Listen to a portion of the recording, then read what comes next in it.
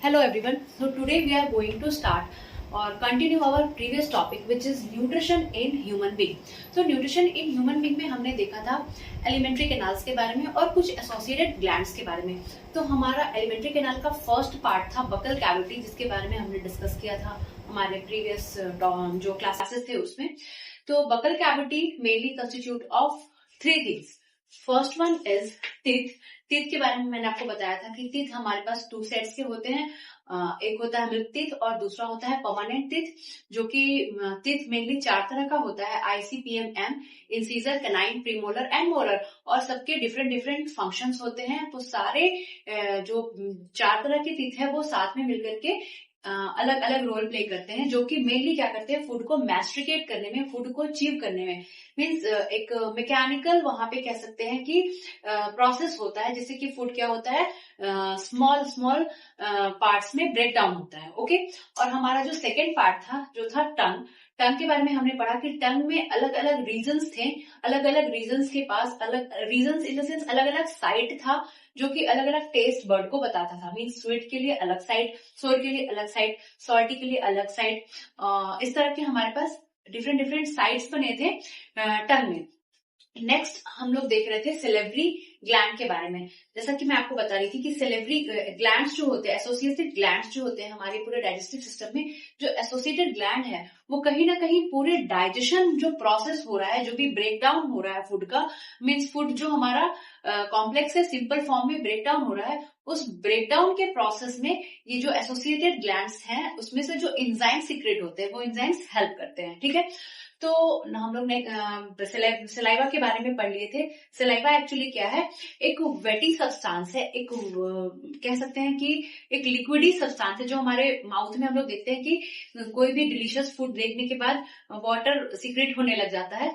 तो वो और कुछ नहीं, वो सलाइवा ही है. जो कि सलाइवा एक्चुअली क्या होता है, जो फूड होते हैं हमारे, फूड के साथ मिक्स होकर के फूड को स्लीपरी बनाने में हेल्प करता है, जो कि फूड हम उसको इजीली क्या कर पाए, एंगल्फ कर पाए.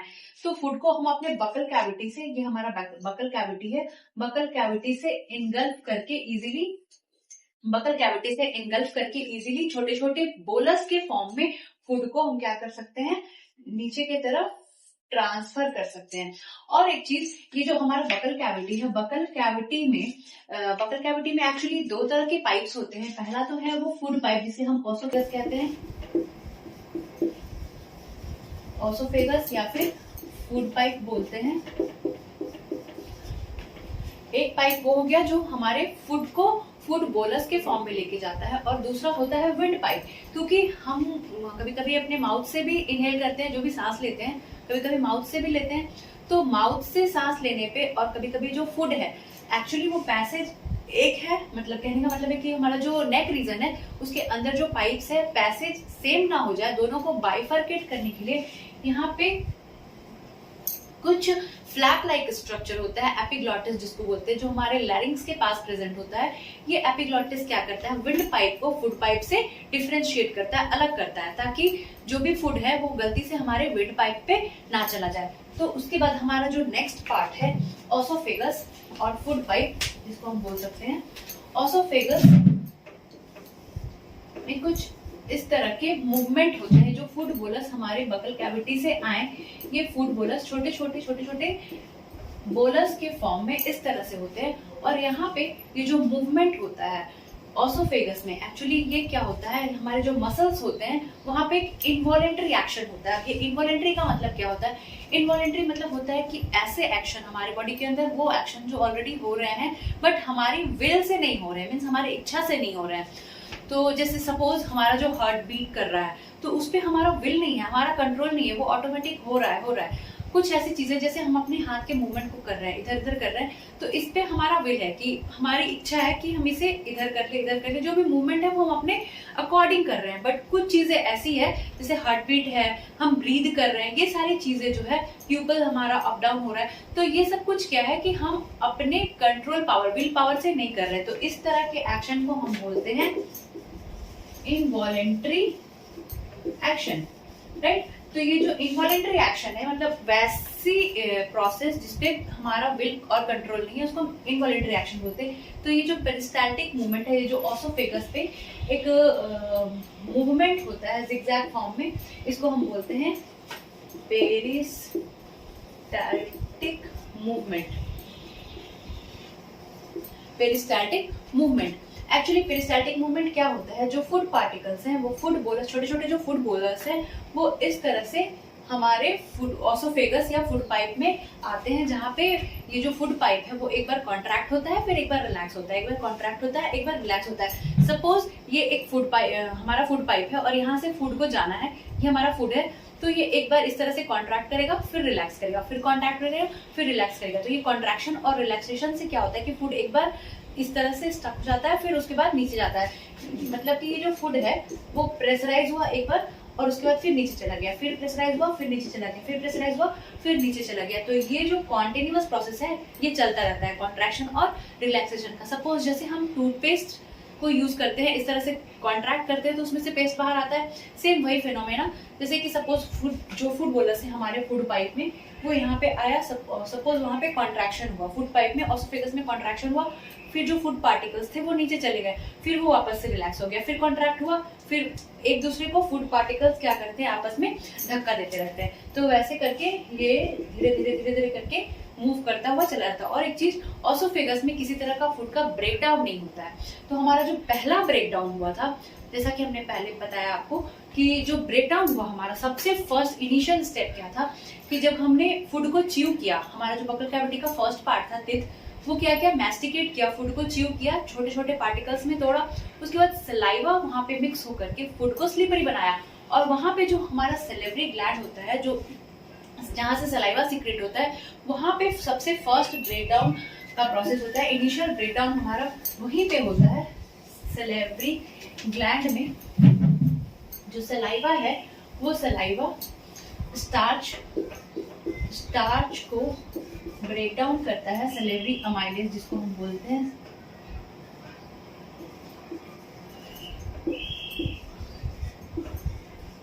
सेलेवरी अमाइलेज ये स्टार्च को ब्रेक डाउन करता है माल्टोज में, और माल्टोज भी एक तरह का क्या है, ग्लूकोज है। ये जो स्टार्च किस फॉर्म, ये स्टार्च जो है ये कॉम्प्लेक्स फॉर्म। स्टार्च कहाँ से आया, क्योंकि स्टार्च हमने फोटोसिंथेसिस में देखा था कि जो फूड पार्टिकल है प्लांट्स के, प्लांट्स जो अपना फूड स्टोर करता है in the form of starch, means photosynthesis से उसने ग्लूकोज बनाया, और ग्लूकोज फिर आगे चल के स्टोर हुआ किस फॉर्म में, स्टार्च के फॉर्म में। तो ये स्टार्च जो हम प्लांट से लिए, प्लांट से इंटेक किए फूड के फॉर्म में, और वही स्टार्च फिर सबसे पहले कहाँ टूटता है, हमारे सेलाइवरी ग्लैंड में, जो कि सीक्रेट करता है कि एंजाइम सेलेवरी अमाइलेज, और वो टूट करके क्या बनाता है, माल्टोज बनाता है। तो हमारा जो इनिशियल फर्स्ट ब्रेक डाउन हुआ फूड का, वो कहाँ पे हुआ, सेलेवरी ग्लैंड में। अब नेक्स्ट हमने देखा ऑसोफेगस। ऑसोफेगस में किसी तरह का ब्रेक डाउन नहीं होता है फूड का। उसके बाद ऑसोफेगस से फूड आ जाता है हमारे जे शेप्ड स्टमक के पास। ये आप देख सकते हैं, क्योंकि ये जे शेप का है, इस तरह का जे शेप का है, तो इसीलिए हम स्टमक को बोलते हैं जे शेप स्टमक। जैसे ही फूड यहाँ ऑसोफेगस से एंटर हुआ, यहाँ पे फूड बोलर्स के फॉर्म में, छोटे छोटे फूड बोलर्स के फॉर्म में, इस तरह से फूड एंटर हुआ, और स्टमक में फूड 6 to 7 आवर्स तक, मतलब 6 से 7 घंटे रह सकता है फूड। तो हमारे स्टमक में इस तरह के लाइनिंग्स होते हैं, आगे हम लोग टिश्यू चैप्टर में पढ़ेंगे कि इस तरह के लाइनिंग होते हैं स्टमक में, ठीक है। ये एपिथेलियल लाइनिंग है स्टमक में, इस तरह की लाइनिंग है। यहाँ पे क्या है, जब जैसे ही फूड स्टमक के पास आता है, फूड स्टमक में स्टोर हुआ, और वापस से यहाँ पे क्या होने लग गया, फूड का ब्रेक डाउन होने लग गया। तो स्टमक में फूड का ब्रेक डाउन होने के लिए यहाँ पे भी कुछ एसोसिएटेड ग्लैंड्स जो हैं, वो भी कुछ एंजाइम सीक्रेट करती है, जिसको कि हम बोलते हैं गैस्ट्रिक जूस। Gastric juice. अब ये जो गैस्ट्रिक जूस है, गैस्ट्रिक जूस में मेनली क्या क्या सीक्रेट होता है, ये हम एक एक करके देखेंगे। सबसे पहले हम देखते हैं गैस्ट्रिक जूस से पेप्सिन सीक्रेट होता है, जो कि पेप्सिन एक्ट करता है। पेप्सिन जो कि आगे चल के ब्रेक डाउन करता है प्रोटीन को। हमने जो भी फूड खाया प्रोटीन के फॉर्म में, जो भी न्यूट्रिएंट्स हमें प्रोटीन के फॉर्म में मिले, वो प्रोटीन को पेप्सिन ब्रेक डाउन करता है। कहाँ पे? स्टमक के पास। स्टमक में जैसे ही फूड बोलस, छोटे छोटे बोलस आते हैं, पेप्सिन एंजाइम सीक्रेट होता है और वो क्या करता है? प्रोटीन को तोड़ना शुरू करता है। लेकिन इसका एक कंडीशन है, पेप्सिन एक ही कंडीशन में अपने एंजाइम्स मतलब वर्क करना शुरू करेगा, अपने एंजाइम्स को सीक्रेट करेगा तभी जब उसके पास एक कंडीशन होता है, जब तक ये मीडियम जो है, स्टमक का जो मीडियम है, जब तक एसिडिक ना हो जाए। कहने का मतलब है, सपोज आजकल हम देखते हैं बच्चों को खाना खाने के लिए मोबाइल चाहिए होता है, जब तक उनको मोबाइल नहीं मिलेगा तब तक वो खाना नहीं खाएंगे। तो वही सेम कंडीशन इस तरह का जिद होता है पेप्सिन का भी, कि जब तक ये मीडियम जो है, स्टमक की जो मीडियम है, वो जब तक एसिडिक नहीं होगी तब तक वो वर्क करना शुरू नहीं करेगा। तो इससे एसिडिक बनाने के लिए एक और एंजाइम सीक्रेट होता है जिसको हम बोलते हैं हाइड्रोक्लोरिक एसिड। HCl का नाम आप पहले भी सुने होंगे, हाइड्रोक्लोरिक एसिड, जो कि सीक्रेट करके क्या करता है? स्टमक का जो एनवायरनमेंट है, इसका जो pH है, उसको लो कर देता है और एसिडिक बना देता है। ये पूरे मीडियम को वो एसिडिक बना देता है। और एसिडिक बनाने के बाद एक और फायदा होता है एसिडिक बनाने से, कि जो भी फूड है, फूड के साथ अगर गलती से भी किसी तरह का बैक्टीरिया या फिर किसी तरह का इन्फेक्शन आ गया है, तो वो क्या करता है? फूड को डिसइंफेक्ट करने का काम करता है। क्योंकि ये क्या करता है? एसिडिक मीडियम, यहाँ पे ये जो स्टमक का मीडियम है उसको वो लो कर देता है, pH को लो कर देता है, एसिडिक बना देता है। तो एसिडिक मीडियम होने की वजह से जो भी फूड पार्टिकल्स में इन्फेक्शन है उसको वो डिसइंफेक्ट करता है। और थर्ड है हमारा म्यूकस।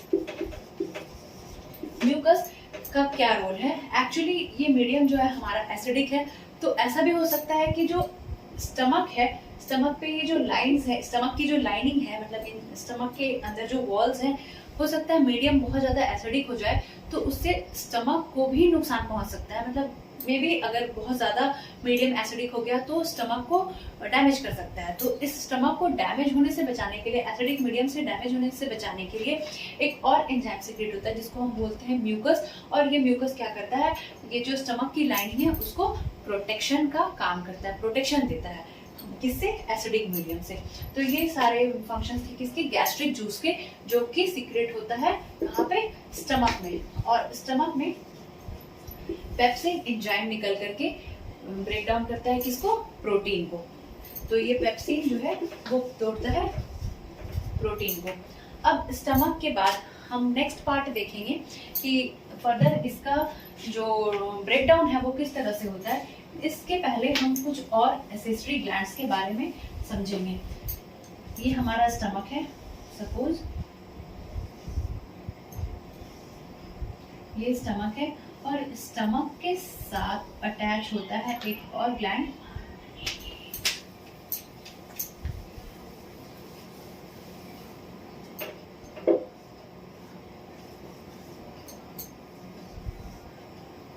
स्टमक के साथ अटैच होता है हमारा एक और ग्लैंड जो है सबसे लार्जेस्ट ग्लैंड है, हमारे पूरे बॉडी का सबसे लार्जेस्ट ग्लैंड है, जिसको हम क्या बोलते हैं?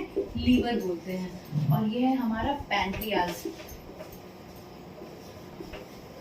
लीवर और पैनक्रियाज। और इस लीवर में स्टोर होता है, इस लीवर में एक पार्ट होता है जिसको हम बोलते हैं गॉल ब्लैडर। आपने सुना होगा, बहुत लोगों का गॉल ब्लैडर का ऑपरेशन होता है और ये गॉल ब्लैडर रिमूव हो जाता है। एक्चुअली ये गॉल ब्लैडर का काम क्या होता है हम लोग आगे समझते हैं। जैसे ही फूड स्टमक से टूट करके अब आगे बढ़ता है इंटेस्टाइन की तरफ, स्मॉल इंटेस्टाइन की तरफ। जैसे ही फूड आगे बढ़ता है वैसे ही यहाँ से लीवर का फंक्शन शुरू हो जाता है। और लीवर में जो गॉल ब्लैडर प्रेजेंट होते हैं, ये गॉल ब्लैडर एक्चुअली क्या करते हैं? गॉल ब्लैडर में कुछ बाइल जूस, जो कि ये भी लीवर भी एक ग्लैंड है, क्योंकि लीवर ग्लैंड है तो ये भी क्या सीक्रेट करेगा? एंजाइम सीक्रेट करेगा। तो बाइल जूस के फॉर्म में लीवर भी एक एंजाइम सीक्रेट करता है जो कि स्टोर हो जाता है कहाँ पे? गॉल ब्लैडर में। और ये गॉल ब्लैडर क्या करता है? बाइल जूस एक्चुअली ये बाइल सॉल्ट के फॉर्म में होता है, और ये बाइल जूस ये भी मीडियम को, क्योंकि मीडियम एसिडिक है, यहाँ पे HCl का सिक्रेशन ऑलरेडी हो चुका है, तो इस मीडियम को अल्कलाइन बनाने में हेल्प करता है। और सबसे इंपॉर्टेंट रोल क्या होता है इस गॉल ब्लैडर का? ये फैट को इमल्सिफाई करता है, इमल्सिफिकेशन ऑफ फैट। जो भी फैट हम खाते हैं अपने डाइट में, जो कुछ भी फैट्स हम लेते हैं, ये क्या करता है? लीवर बाइल जूस के थ्रू, क्योंकि इसमें बाइल सॉल्ट प्रेजेंट है और ये लीवर स्टमक के जो नेचर है उसको अल्कलाइन बनाता है और साथ में फैट को भी तोड़ने का काम करता है, फैट को भी इमल्सिफाई करने का काम करता है।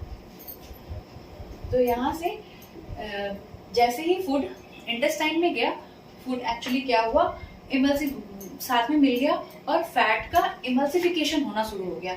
अब जैसे ही लीवर काम करता है वैसे इसके साथ एक और ग्लैंड एसोसिएट होता है जिसका नाम है पैनक्रियाज। पैनक्रियाज के बारे में एक और इंटरेस्टिंग चीज हम लोग जानेंगे। पैनक्रियाज जो है वो बोथ एक्सोक्राइन और एंडोक्राइन नेचर शो करता है। एक्सोक्राइन जो कि एंजाइम सीक्रेट करे और एंडोक्राइन जो कि हार्मोन सीक्रेट करे। तो एक्सोक्राइन कैसे है ये? एक्सोक्राइन है तो ये क्या सीक्रेट करेगा? एंजाइम सीक्रेट करेगा। तो किस तरह के एंजाइम सीक्रेट करता है और क्या क्या काम करता है एंजाइम, क्या क्या हेल्प करता है? तो पैनक्रियाज, क्योंकि लीवर से बाइल जूस निकला और उसके बाद पैनक्रियाज ने भी कुछ एंजाइम सीक्रेट किया। किस फॉर्म में? Pancreatic amylase. पहला एंजाइम है क्या? पैनक्रियाटिक अमाइलेज, जो कि क्या करता है? डाइजेशन करता है। किस चीज के लिए? कार्बोहाइड्रेट के लिए। जो कार्बोहाइड्रेट है उसको फर्दर वो डाइजेस्ट करता है, तोड़ता है। सेकंड एंजाइम है ट्रिप्सिन, जो कि डाइजेशन करता है प्रोटीन का। और थर्ड एंजाइम है लाइपेज, जो कि ब्रेक डाउन करता है ऑलरेडी जो फैट इमल्सिफाई हो गया है। एक बार लीवर से जो भी फैट्स इमल्सिफाई हो गया उसको फर्दर ये क्या करता है? ब्रेक डाउन करता है इमल्सिफाइड फैट्स को। अब ये जो भी फूड लीवर और पैनक्रियाज के थ्रू अब नीचे जाएगा इंटेस्टाइन, जो कि हमारा स्मॉल इंटेस्टाइन है। इस पार्ट को हम बोलते हैं ड्यूडेनम। ड्यूडेनम के पास एक स्पिंचर होता है। स्पिंचर कहने का मतलब एक फ्लैप लाइक स्ट्रक्चर होता है, एक ढक्कन जैसा स्ट्रक्चर होता है, जो कि क्या करता है? जैसे ही फूड एंटर करता है वो अपने आप को क्या कर लेता है? क्लोज कर लेता है।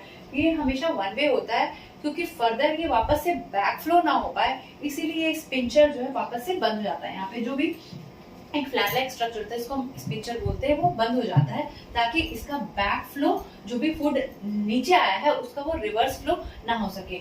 अब ये फूड इसके बाद आता है हमारे स्मॉल इंटेस्टाइन में। इस तरह का कॉइल लाइक स्ट्रक्चर होता है स्मॉल इंटेस्टाइन। स्मॉल इंटेस्टाइन के बारे में भी हम लोग कुछ बात समझेंगे।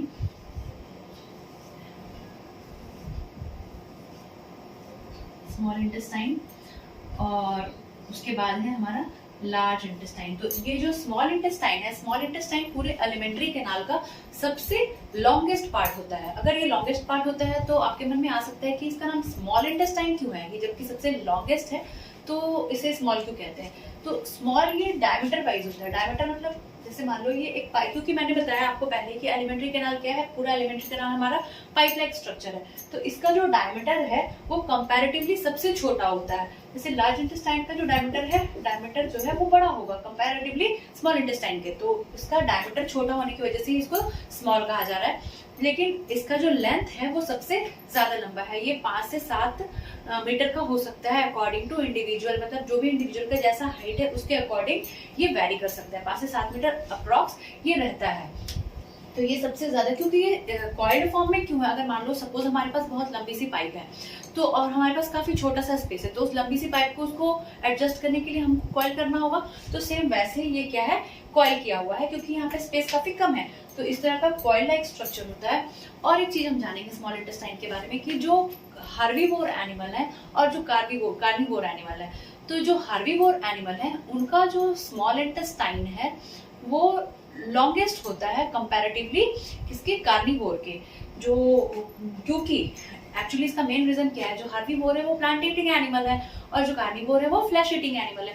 तो प्लांट ईटिंग एनिमल अगर है तो हम जानते हैं कि प्लांट का जो आउटर वॉल होता है, जो सेल वॉल होता है, वो किससे बना होता है? सेल्यूलोज से बना होता है। सेल्यूलोज से बना होता है। उसका जो आउटर सेल वॉल है, प्लांट के जो सेल्स होते हैं, सेल वॉल होते हैं, वो बने होते हैं सेल्यूलोज से। तो सेल्यूलोज को डाइजेस्ट करने में थोड़ा टाइम लग जाता है कंपैरेटिवली फ्लैश के। इसीलिए ये क्वेश्चन इंपॉर्टेंट है, आता भी है कि कार्निवोर एनिमल का इंटेस्टाइन शॉर्टर क्यों होता है हार्बीवोर से? तो ड्यू टू सेल्यूलोज को डाइजेस्ट करना थोड़ा मुश्किल होता है, टाइम टेकिंग होता है, इसीलिए जो भी हार्बीवोर एनिमल होते हैं उनका जो स्मॉल इंटेस्टाइन है वो थोड़ा लॉन्गेस्ट होता है कंपैरेटिवली कार्निवोर के। तो ये जो कॉइल्ड पार्ट है इसको हमने कहा स्मॉल इंटेस्टाइन, और उसके बाद वाला जो पार्ट है वो होता है लार्ज इंटेस्टाइन। तो जब फूड ड्यूडेनम से होते हुए, ड्यूडेनम एक्चुअली स्मॉल इंटेस्टाइन का ही अपर पार्ट है, तो ड्यूडेनम से होते हुए कहाँ आता है? हमारे स्मॉल इंटेस्टाइन पे आता है। अब स्मॉल इंटेस्टाइन एक और बहुत ही इंटरेस्टिंग बात, स्मॉल इंटेस्टाइन जो है वो मेन साइट होता है फूड के डाइजेशन का और एब्जॉर्प्शन का। फूड तो टूट चुका है, ऊपर से टूटते हुए ही आ रहा है, बकल कैविटी से स्टमक तक टूटते हुए आ रहा है, लेकिन फर्दर ये जो है फिर से टूटेगा और इसका जो एब्जॉर्प्शन है, पूरे फूड का एब्जॉर्प्शन, जो हमारा थर्ड स्टेप था डाइजेशन के बाद एब्जॉर्प्शन, तो एब्जॉर्प्शन जो है वो मेनली कहाँ पे होता है, स्मॉल इंटेस्टाइन में होता है। क्योंकि स्मॉल इंटेस्टाइन में फिंगर लाइक प्रोजेक्शंस होते हैं, इस तरह का वॉल होता है स्मॉल इंटेस्टाइन का, और इसमें ऐसे ऐसे ऐसे ऐसे फिंगर लाइक प्रोजेक्शन होते हैं, फिंगर लाइक प्रोजेक्शन होता है जिसमें कि ब्लड वेसल्स प्रेजेंट होते हैं, ब्लड वेसल्स प्रेजेंट होते हैं। और ये ब्लड वेसल्स क्या करते हैं, जो भी फूड पार्टिकल्स आया उसको ये क्या करते हैं, एब्जॉर्ब करने का काम करते हैं। जो फूड पार्टिकल्स इस विलाई के अंदर आया है, जो फिंगर लाइक प्रोजेक्शन, बहुत ही फाइन सा पतला सा फिंगर की तरह प्रोजेक्शन बना होता है, जिसको हम बोलते हैं विलाई, जो कि मेन साइड होता है किस चीज का, एब्जॉर्प्शन का। जो भी फूड इस स्मॉल इंटेस्टाइन के अंदर आता है वो क्या कर लेता है, विलाई इसको एब्जॉर्ब कर लेता है। अब एब्जॉर्प्शन के बाद फर्दर तो जो कुछ भी फूड है वो यहाँ पे क्या हो गया, एब्जॉर्ब हो गया। तो हम देख सकते हैं जो कार्बोहाइड्रेट है हमारा, कार्बोहाइड्रेट जो भी हमने न्यूट्रिएंट्स के फॉर्म में लिया था, कार्बोहाइड्रेट वो टूट करके बन जाता है ग्लूकोज।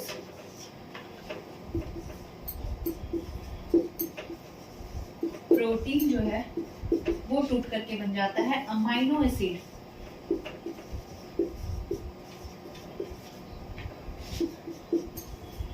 और हमारा जो फैट है वो फर्दर ब्रेक डाउन होके बन जाता है फैटी एसिड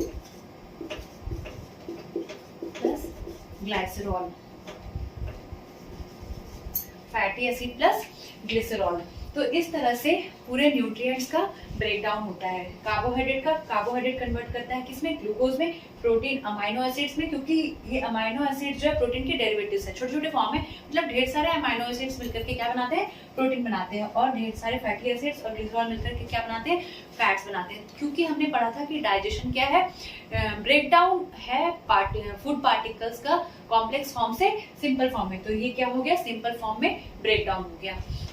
अब इसके बाद जो फूड फर्दर एब्जॉर्ब नहीं हो पाया स्मॉल इंटेस्टाइन में, कुछ फूड और मेनली वाटर, हमारे फूड में जो वाटर प्रेजेंट होता है वो इसके बाद सीक्रेट होता है, एब्जॉर्ब होता है हमारे नेक्स्ट पार्ट में, जो कि है लार्ज इंटेस्टाइन। और लार्ज इंटेस्टाइन में एक्सेस ऑफ वाटर, फूड में जो भी वाटर प्रेजेंट है वो फिल्टर होने के बाद फूड, जो वेस्ट फूड है, जो टॉक्सिक फूड है जिसकी जरूरत हमारी बॉडी को नहीं है, वो इस पार्ट पे आ जाता है, जिसका नाम है रेक्टम।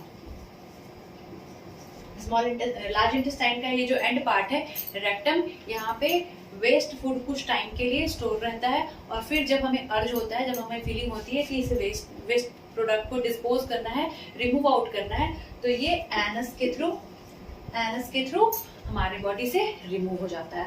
और इस तरफ एक और ऑर्गन प्रेजेंट होता है जिसको हम बोलते हैं अपेंडिक्स। ये जो लार्ज इंटेस्टाइन के लोअर पार्ट पे प्रेजेंट होता है अपेंडिक्स, वर्मी फॉर्म अपेंडिक्स भी जिसको बोलते हैं। हम सुनते भी हैं कि अपेंडिक्स का ऑपरेशन हुआ। एक्चुअली ये अपेंडिक्स जो है वो कुछ नहीं, वेस्टिजियल ऑर्गन है। हम अभी के जो हमारा जनरेशन है, ये जो अभी का ह्यूमन है, उसके पास ये जो ऑर्गन पूरी तरह से वेस्टिजियल है, ये हमारे वेस्टिजियल ऑर्गन में काउंट होता है। क्योंकि पहले के लोग जो थे वो अपेंडिक्स का यूज इसलिए करते थे क्योंकि हम प्लांट बेस्ड फूड ज्यादा खाते थे। जो कुछ भी प्लांट थे, मतलब सेलुलोज कहने का मतलब है, जो बहुत ज्यादा यूज होता था फूड उसको तोड़ने में, तो उस समय अपेंडिक्स का यूज होता था। लेकिन अब के टाइम में अपेंडिक्स पूरी तरह से वेस्टिजियल हो गया। तो ये पूरा था हमारा कंप्लीट डाइजेस्टिव सिस्टम और एलिमेंट्री कैनाल के बारे में, कुछ ग्लैंड्स के बारे में। तो डाइजेस्टिव सिस्टम के बारे में हमने आज बहुत अच्छे से समझ लिया। अब नेक्स्ट क्लास में हम लोग लाइफ प्रोसेस का कोई दूसरा प्रोसेस पढ़ेंगे, रेस्पिरेशन हम लोग कंटिन्यू करेंगे। Thank you for watching.